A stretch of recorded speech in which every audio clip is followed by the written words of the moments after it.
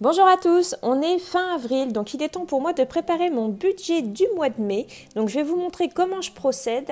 Donc c'est peut-être pas la meilleure façon de faire pour vous, mais moi c'est la meilleure façon que j'ai trouvé de faire. Je le fais sur papier, j'ai essayé des tonnes d'applications, de tableaux Excel, tout ça, et j'ai jamais rien trouvé qui me correspondait réellement. Donc en fait, c'est sur papier que ça me correspond le mieux. Donc vous allez voir des chiffres et la seule chose que je vais vous demander, c'est en fait de ne pas critiquer ces chiffres-là. On a tous des consommations différentes, on vit pas tous au même endroit et surtout on n'a pas tous les mêmes revenus et les mêmes dépenses, les mêmes crédits et les mêmes dettes. Donc voilà, j'aimerais que vous ayez un petit peu de bienveillance par rapport à ça et on va commencer, je vais vous montrer comment je fais mon budget. Pour mon journal de dépenses, je me sers de ces calendriers-là qu'on peut trouver facilement sur Internet. Ça, ces calendriers-là, ça fait des années que je m'en sers. Je m'en servais déjà quand je faisais les tournées de pain. Je notais, en fait, chaque jour, je notais ce que les clients prenaient et à la fin, je leur faisais leur compte. Donc ça, ces calendriers-là, pour noter des dépenses ou pour noter des notes tous les mois, c'est vraiment bien. Donc je me sers de ça. Et ensuite, pour faire mon budget, je me sers de ce tableau ci. Donc ce tableau-là, il a été créé par La Petite Budgéteuse. Alors je ne sais pas si vous connaissez. Si vous ne la connaissez pas, je vous invite à la suivre sur son compte Instagram. Donc c'est La Petite Budgéteuse, son prénom c'est Anna. Elle a un site internet qui s'appelle lapetitebudgéteuse.com et vous pourrez retrouver ces documents-là. Donc il y a beaucoup plus de documents que ça disponibles, mais moi je me sers que de ça pour l'instant.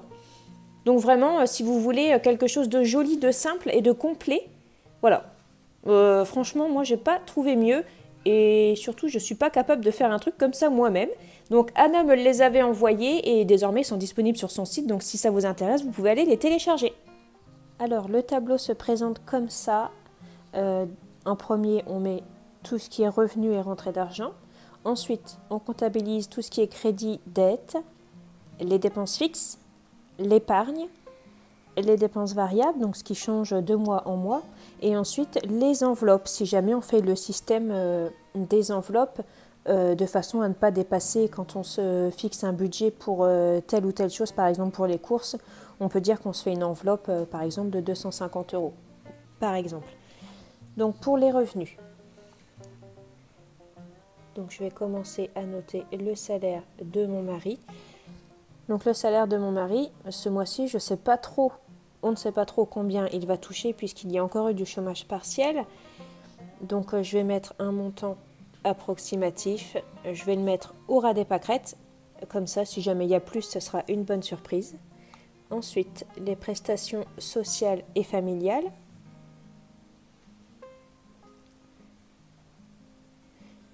Donc de 1269 €. Dedans, il y a le congé parental, la prime d'accueil du jeune enfant que tout le monde peut prétendre quand il a un enfant de moins de 3 ans, les allocations familiales que tout le monde peut prétendre à partir de 2 enfants, les APL, donc les aides pour le logement, tout le monde, enfin les gens qui ont un peu des difficultés financières selon leurs revenus peuvent y prétendre aussi.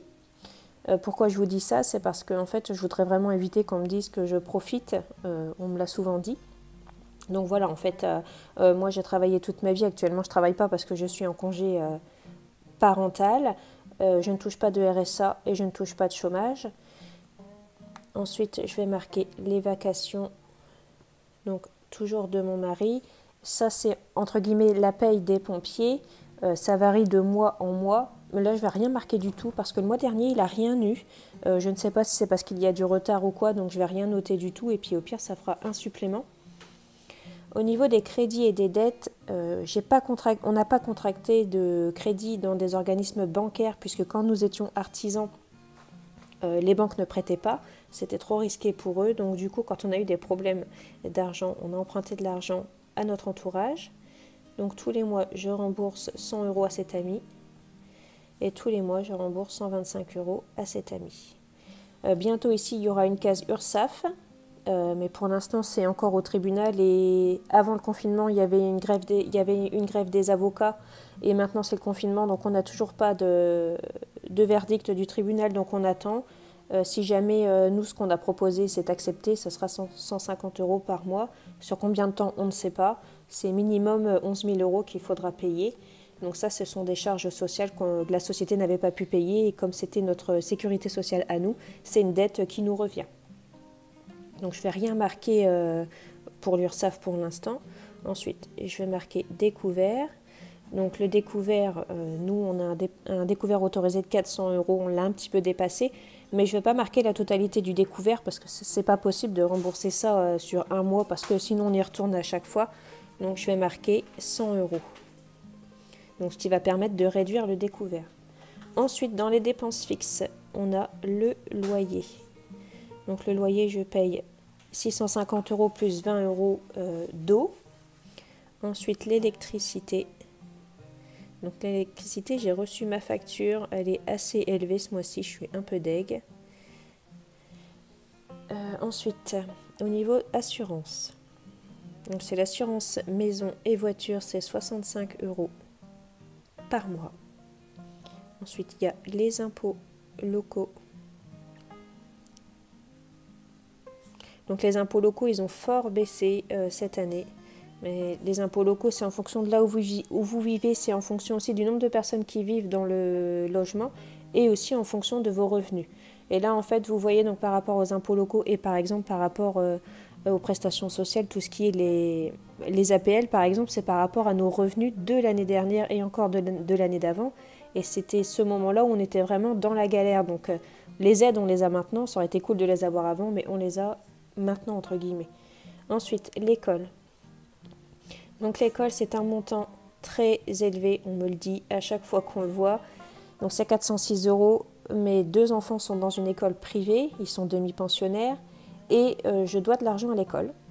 Donc en fait, tous les mois, j'ai un échéancier de 406 € qui est plus élevé que ce que je devrais payer tous les mois. Mais comme au début d'année scolaire, on était encore dans la détresse financière, il y a des prélèvements qui ne se sont pas faits, donc du coup, je les paye actuellement. Et je ne les mets pas dans les dettes, puisque c'est un échéancier que je paye tous les mois. Et ensuite, on a le téléphone. Donc le téléphone, c'est pareil. On me dit souvent que c'est très cher. Là où on n'est pas dégroupé. Internet ne passe que par la 4G. Donc on a une box 4G qui nous coûte 33 € par mois. La fibre devait arriver au mois d'avril, mais avec le confinement, du coup, c'est encore reculé. Et on n'est pas illimité. En fait, on est limité au niveau des datas. De la consommation en fait, donc du coup nos téléphones, on a aussi pas mal de gigas dessus pour pouvoir couvrir nos besoins en internet. Dans les dépenses fixes, c'est bon. Ensuite, épargne. Donc l'épargne, c'est pas beaucoup, mais c'est ce que j'ai réussi à mettre de côté chaque mois depuis 2 mois, donc là ce sera le 3e mois. C'est pas beaucoup, mais je préfère mettre une petite somme plutôt qu'une grosse. Si je mets une petite somme, je l'oublie, que si je mets une grosse, je ne l'oublie pas. Et j'ai toujours tendance à piocher dedans, du coup. Donc du coup, là, je laisse 20 €. Argent de poche, pardon, l'argent de poche des garçons, c'est 20 € par mois, donc ils ont 10 € chacun. Donc quand ils veulent s'acheter un petit truc, du coup, ils ont leur argent. C'est une façon aussi pour moi d'épargner, parce que quand ils me demandent quelque chose, si j'ai pas forcément l'argent, maintenant, en fait, je leur donne un petit peu chaque mois, comme ça, s'ils veulent un truc, ils peuvent se l'offrir. Après, bien évidemment, les cadeaux d'anniversaire, les cadeaux de Noël, ça ne fait pas partie de ça. Ensuite, les dépenses variables. On va avoir le carburant. Donc là, ça réaugmente ce mois-ci puisque mon mari a repris le travail. Donc dans les 140 €, il y a 120 € que mon mari donne à son collègue parce qu'ils font du covoiturage. Et je remettrai certainement 20 € dans la voiture pour mes déplacements. J'ai une facture de l'hôpital que j'ai reçue quand j'ai été chez l'ophtalmo, donc je dois 22 €. Ensuite, les ordures ménagères. Alors ça, j'ai envoyé le type en février, mais ça n'a pas été prélevé. Et du coup, je pense avec le confinement, du coup, c'est stoppé. Mais je vais quand même le noter parce que si jamais il le prélève là, je ne voudrais pas avoir une surprise et me mettre à bégayer. Et ensuite, site internet. Alors en fait, je voudrais créer mon site internet. Donc l'hébergement, c'est 72 € de ce que j'ai trouvé. Et le nom de domaine coûte 15 €. Alors ça, je l'ai mis là, mais c'est quelque chose que je prendrai vraiment si je peux me le permettre. Ensuite, au niveau des enveloppes, alors moi je ne fais pas d'enveloppes réelles, ce sont des enveloppes fictives que je fais sur mon compte.